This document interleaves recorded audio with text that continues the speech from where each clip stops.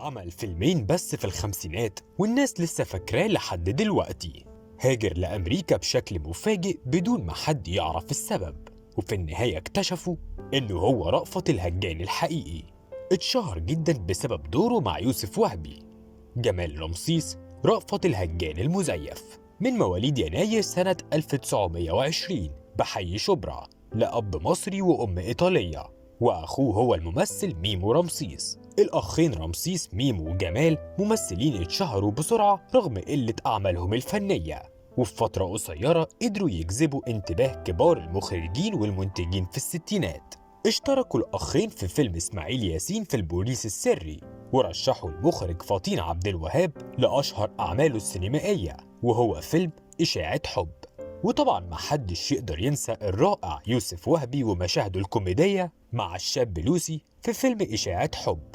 ولوسي ده هو جمال رمسيس اللي من بعدها اتشهر باسمه في الفيلم لوسي ابن طنط فكيهة. والغريب ان بعد فيلمين ليهم حققوا نجاح كبير اختفوا تماما من الوسط الفني ومحدش عرف ايه اللي حصل لهم، لحد ما ظهر احد الاقارب واكد انهم هاجروا هما الاتنين لامريكا بشكل مفاجئ وبدون اي مقدمات. طب ايه السبب؟ في روايات بتأكد ان جمال وميمو سافروا امريكا بعد وفاة خالهم اللي عايش هناك، وده عشان يستلموا كل اعماله التجارية ويديروها بنفسهم.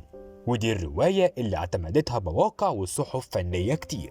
وفي اللي بيقول إنهم اضطروا يسافروا بسبب مشاكلهم السياسية مع الرئيس الراحل جمال عبد الناصر، لكنها معلومات غير مؤكدة من أي جهة رسمية. ومن بعد الاختفاء المفاجئ ده الناس بدأت تنساهم لحد أواخر الثمانينات، وخاصة بعد نجاح مسلسل رأفت الهجان ظهر شخص بيؤكد إن جمال رمسيس أو لوسي هو نفسه الجاسوس المصري رأفت الهجان. وفضلت الإشاعة تنتشر بسبب تسريحة شعر لوسي اللي تشابهت مع تسريحة شعر الفنان محمود عبد العزيز في مسلسل رأفت الهجان.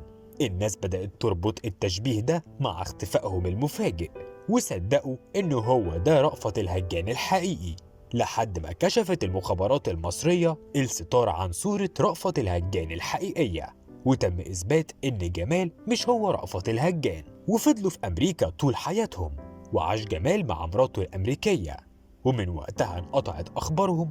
ورحل عن عالمنا في سبتمبر 2001 عن عمر يناهز 80 عام، وبمسيرة فنية قصيرة قدر يسيب بصمة في الوسط الفني. الله يرحمك يا أستاذ جمال.